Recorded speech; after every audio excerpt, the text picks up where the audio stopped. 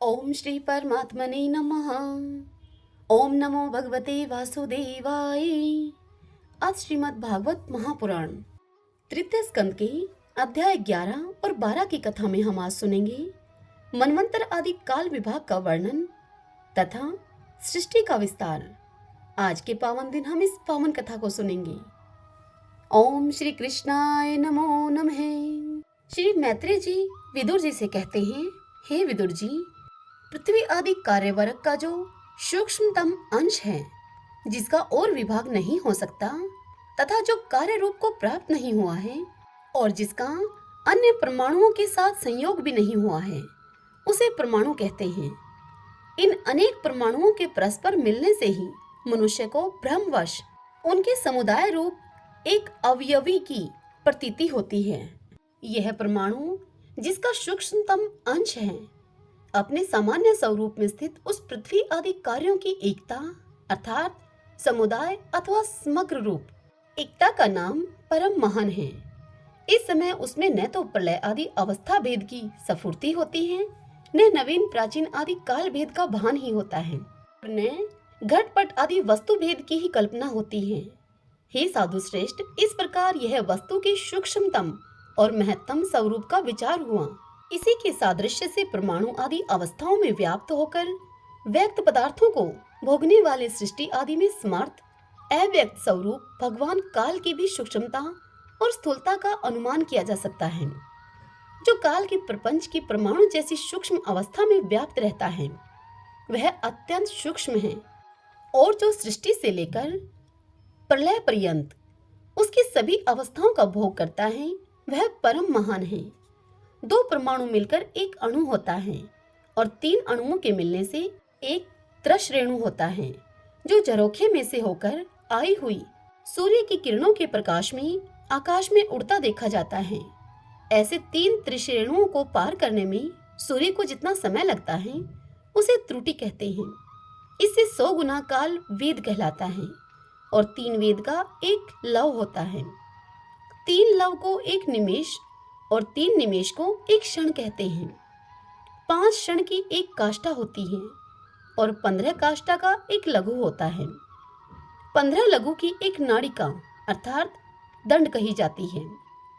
2 नाड़िका का एक मुहूर्त होता है और दिन के घटने बढ़ने के अनुसार दिन एवं रात्रि की दोनों संधियों के 2 मुहूर्तों को छोड़कर 6 या 7 नाड़िका का एक प्रहर होता है।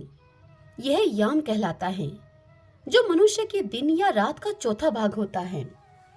6 पल तांबे का एक ऐसा बर्तन बनाया जाए जिसमें एक प्रस्थ जल आ सके और 4 माह से सोने की 4 अंगुल लंबी सलाई बनवाकर उसके द्वारा उस बर्तन के पैंदे में छेद करके उसे जल में छोड़ दिया जाए। जितने समय में एक प्रस्थ जल उस बर्तन में भर जाए, वह बर्तन जल में डूब जाए, उतने समय को एक नाड़िका कहते हैं। हे विदुर जी, 4-4 पहर के मनुष्य के दिन और रात होते हैं और 15 दिन रात का एक पक्ष होता है, जो शुक्ल और कृष्ण भेद से 2 प्रकार का माना गया है। इन दोनों पक्षों को मिलाकर एक मास होता है, जो पितरों का एक दिन रात है। 2 मास का एक ऋतु और 6 मास का एक अयन होता है। अयन दक्षिणायन और उत्तरायण भेद से 2 प्रकार का है। ये दोनों अयन मिलकर देवताओं के एक दिन रात होते हैं तथा मनुष्य लोक में ये वर्ष या 12 मास कहे जाते हैं। ऐसे 100 वर्ष की मनुष्य की परम आयु बताई गई है। चंद्रमा आदि ग्रह, अश्विनी आदि नक्षत्र और समस्त तारामंडल के अधिष्ठाता काल स्वरूप भगवान सूर्य परमाणु से लेकर संवत्सर पर्यंत काल में 12 राशि रूप संपूर्ण भुवन कोश की निरंतर परिक्रमा किया करते हैं।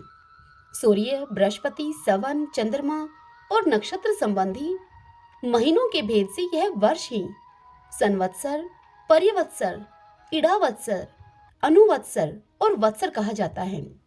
हे विदुर जी, इन 5 प्रकार के वर्षों की प्रवृत्ति करने वाले भगवान सूर्य की तुम उपहार आदि समर्पित करके पूजा करो। ये सूर्यदेव पंचभूतों में से तेजः स्वरूप हैं और अपनी काल शक्ति से बीज आदि पदार्थों की अंकुर उत्पन्न करने की शक्ति को अनेक प्रकार से कार्य उन्मुख करते हैं। ये पुरुषों की मोह निवृत्ति के लिए उनकी आयु का क्षय करते हुए आकाश में विचरते रहते हैं तथा ये ही सकाम पुरुषों को यज्ञादि कर्मों से प्राप्त होने वाले स्वर्ग आदि मंगलमय फलों का विस्तार करते हैं। श्री मैत्रेय जी से यह ज्ञान सुनकर विदुर जी ने उनसे कहा कि हे मुनिवर, आपने देवता, पितृ और मनुष्यों की परमायु का वर्णन तो किया, अब जो सनकादि ज्ञानी मुनिजन त्रिलोकी से बाहर कल्प से भी अधिक काल तक रहने वाले हैं, उनकी भी आयु का वर्णन कीजिए। आप भगवान काल की गति भली भांति जानते हैं, क्योंकि ज्ञानी लोग अपनी योग सिद्ध दिव्य दृष्टि से सारे संसार को देख लेते हैं। विदुर जी की यह बात सुनकर मैत्रेय जी उनसे कहते हैं, हे विदुर जी, सतयुग, त्रेता, द्वापर और कली, ये 4 युग अपनी संध्या और संध्यांशों के सहित देवताओं के 12 सहस्त्र वर्ष तक रहते हैं, ऐसा बतलाया गया है। इन सत्य आदि चारों युगों में क्रमशः 4, 3, 2 और 1 सहस्त्र दिव्य वर्ष होते हैं, और प्रत्येक में जितने सहस्त्र वर्ष होते हैं उससे दुगने 100 वर्ष की उनकी संध्या और संध्यांशों में होते हैं। युग की आदि में संध्या होती है और अंत में संध्यांश होता है। इनकी वर्ष गणना सैकड़ों की संख्या में बतलाई गई है। इनके बीच का जो काल होता है उसी को कालवेताओं ने युग कहा है।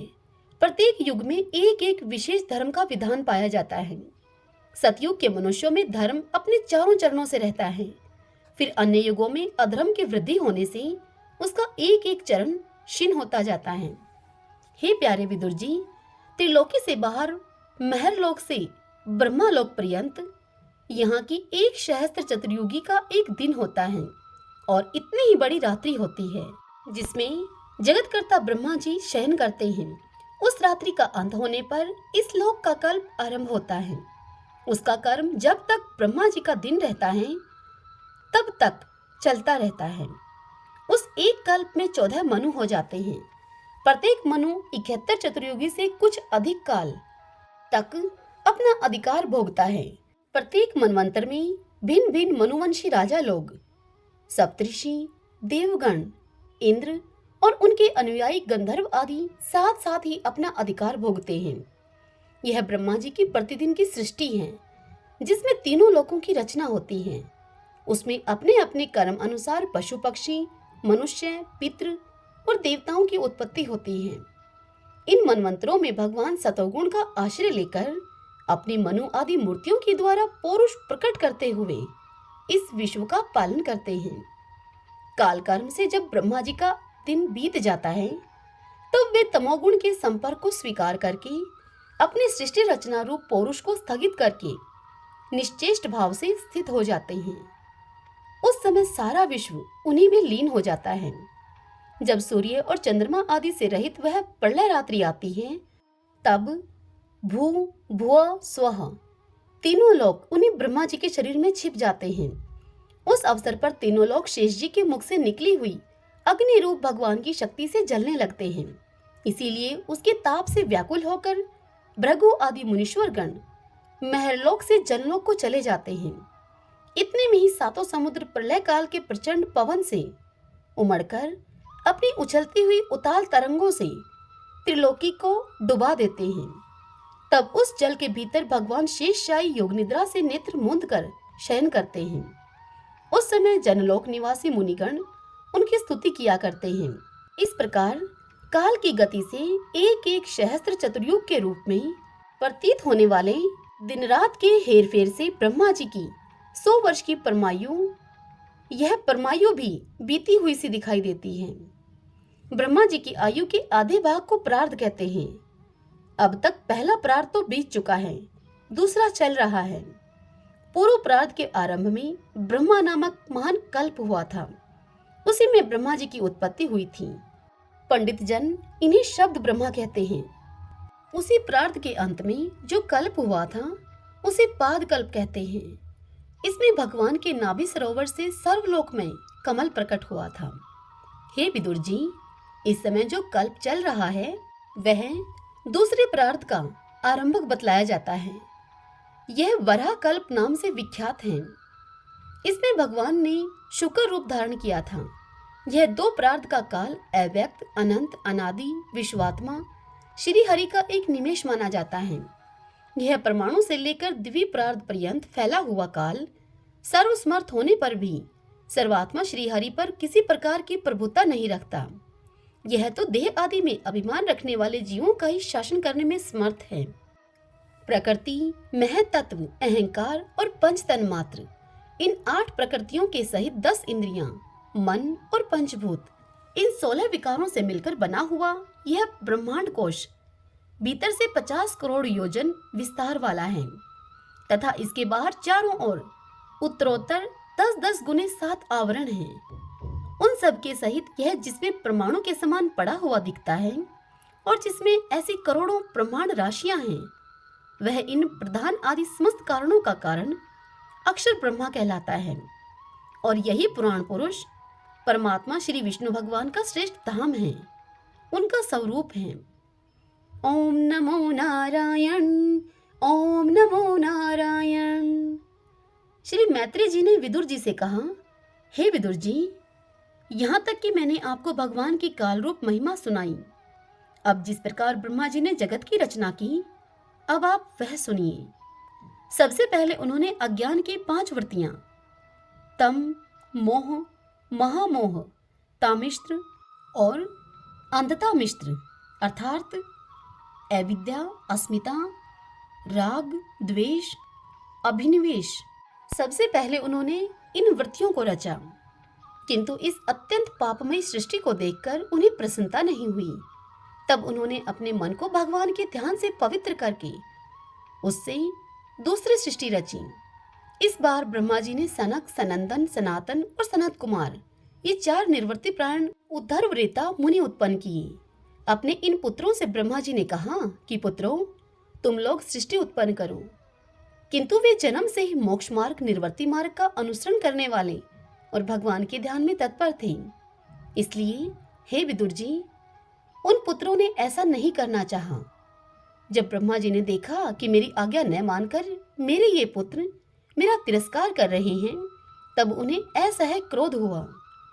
उन्होंने उसे रोकने का प्रयत्न किया, किंतु बुद्धि के द्वारा उनके बहुत रोकने पर भी वह क्रोध तत्काल प्रजापति की पहुओं के बीच में से एक नील लोहित अर्थात नीले और लाल रंग के बालक के रूप में प्रकट हो गया।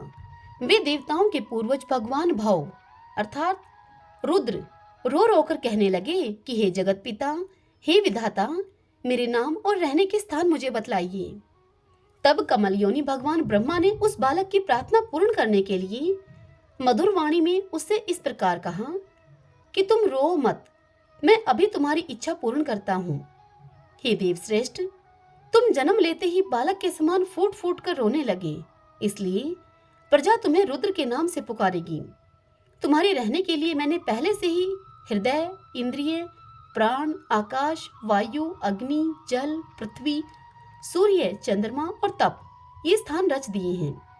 तुम्हारे नाम मन्यु, मनु, महिनश, महान, शिव, ऋतुध्वज, उग्ररेता, भव, काल, वामदेव और धृतवर्त होंगे तथा धी, व्रति, उष्णा, उमा, नियुत, सर्पी, इला, अंबिका, इरावती, सुधा और दीक्षा ये सब तुम्हारी रुद्राणियां होंगी अर्थात तुम्हारी पत्नियां होंगी। तुम उपयुक्त नाम, स्थान और स्त्रियों को स्वीकार करो और उनके द्वारा बहुत से प्रजा उत्पन्न करो, क्योंकि तुम प्रजापति हो। लोक पिता ब्रह्मा जी से ऐसी आज्ञा को पाकर भगवान नील लोहित बल, आकार और स्वभाव में अपने ही जैसी प्रजा उत्पन्न करने लगे। भगवान रुद्र के द्वारा उत्पन्न हुए इन रुद्रों को असंख्य युद्ध बनाकर सारे संसार को भक्षण करते हुए देखकर ब्रह्मा जी को बड़ी शंका हुई। तब उन्होंने रुद्र से कहा, हे सुरश्रेष्ठ, तुम्हारी प्रजा तो अपनी भयंकर दृष्टि से मुझे और सारी दिशाओं को भस्म किए डालती है, अतः ऐसी सृष्टि और मत रचो, तुम्हारा कल्याण हो। अब तुम समस्त प्राणियों को सुख देने के लिए तप करो, फिर उस तप के प्रभाव से ही तुम पूर्ववत इस संसार की रचना करना। पुरुष तप के द्वारा ही इंद्रियातीत सर्व अंतर्यामी ज्योतिः स्वरूप श्रीहरि को सुगमता से प्राप्त कर सकता है। श्री मैत्री जी विदुर जी से कहते हैं, हे विदुर जी, जब ब्रह्मा जी ने ऐसी आज्ञा दी तब रुद्र ने बहुत अच्छा कहकर उसे शिरोधार्य किया और फिर उनकी अनुमति लेकर तथा उनकी परिक्रमा करके वे तपस्या करने के लिए वन को चले गए। इसके पश्चात जब भगवान की शक्ति से संपन्न ब्रह्मा जी ने सृष्टि के लिए संकल्प किया, तब उनके 10 पुत्र और उत्पन्न हुए। उनसे लोक की बहुत वृद्धि हुई। उनके नाम मरीचि, अत्रि, अंगिरा, पुलस्त्य, पुलह, क्रतु, भृगु, वशिष्ठ, दक्ष और 10वें नारद थे।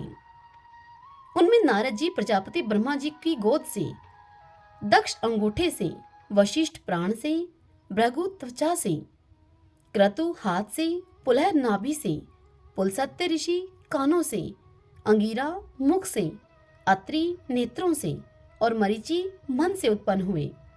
फिर उनके दाएं स्तन से धर्म उत्पन्न हुआ, जिसकी पत्नी मूर्ति से स्वयं नारायण अवतीर्ण हुए, तथा उनकी पीठ से अधर्म का जन्म हुआ और उससे संसार को भयभीत करने वाला मृत्यु उत्पन्न हुआ। इसी प्रकार ब्रह्मा जी के हृदय से काम, पहुं से क्रोध, नीचे के होठ से लोभ, मुख से वाणी की अधिष्ठात्री देवी सरस्वती, लिंग से समुद्र, गुदा से पाप का निवास स्थान राक्षसों का अधिपति निरृति उत्पन्न हुआ। छाया से देवहूति के पति भगवान करदम जी उत्पन्न हुए। इस तरह यह सारा जगत जगतकर्ता ब्रह्मा जी के शरीर और मन से उत्पन्न हुआ। हे विदुर जी, भगवान ब्रह्मा की कन्या सरस्वती बड़ी ही सुकुमारी और मनोहर थी। हमने सुना है कि एक बार उसे देखकर ब्रह्मा जी काम मोहित हो गए थे। यद्यपि वह स्वयं वासनाहीन थी, उन्हें ऐसा अधर्ममय संकल्प करते हुए देखकर उनके पुत्र मरीचि आदि ऋषियों ने उन्हें विश्वास पूर्वक समझाया कि पिताजी, आप समर्थ हैं, फिर भी अपने मन में उत्पन्न हुए काम के वेग को न रोककर पुत्री गमन जैसा दुस्तर पाप करने का संकल्प कर रहे हैं। ऐसा तो आपसे पूर्ववर्ती किसी भी ब्रह्मा ने नहीं किया और न आगे ही कोई करेगा। हे जगत गुरु, आप जैसे तेजस्वी पुरुषों को भी ऐसा काम शोभा नहीं देता, क्योंकि आप लोगों के आचरणों का अनुसरण करने से ही तो संसार का कल्याण होता है। जिन श्री भगवान ने अपने स्वरूप में स्थित इस जगत को अपने ही तेज से प्रकट किया है, उन्हें नमस्कार है। इस समय वे ही धर्म की रक्षा कर सकते हैं। अपने पुत्र मरीचि आदि प्रजापतियों को अपने सामने इस प्रकार कहते हुए देखकर प्रजापतियों के पति ब्रह्मा जी बड़े लज्जित हुए और उन्होंने उस शरीर को उसी समय छोड़ दिया। तब उस घोर शरीर को दिशाओं ने ले लिया। वही कुहरा हुआ, जिसे अंधकार भी कहते हैं। एक बार ब्रह्मा जी यह सोच रहे थे कि मैं पहले की तरह सुव्यवस्थित रूप से सब लोगों की रचना किस प्रकार करूं। इसी समय उनके 4 मुखों से 4 वेद प्रकट हुए। इनके सिवा उपवेद, न्याय शास्त्र, होता, उद्गाता, अध्वर्यु और ब्रह्मा, इन 4 ऋत्विजों के कर्म, यज्ञों का विस्तार, धर्म के 4 चरण और चारों आश्रम तथा उनकी वृत्तियां, ये सब भी ब्रह्मा जी के मुखों से ही उत्पन्न हुए। यह सुनकर विदुर जी ने उनसे पूछा, हे मैत्रेय जी, हे तपोधन, विश्व रचिताओं के स्वामी श्री ब्रह्मा जी ने जब अपने मुखों से इन वेदादि को रचा, तो उन्होंने अपने किस मुख से कौन वस्तु उत्पन्न की, यह आप कृपा करके मुझे बतलाइए।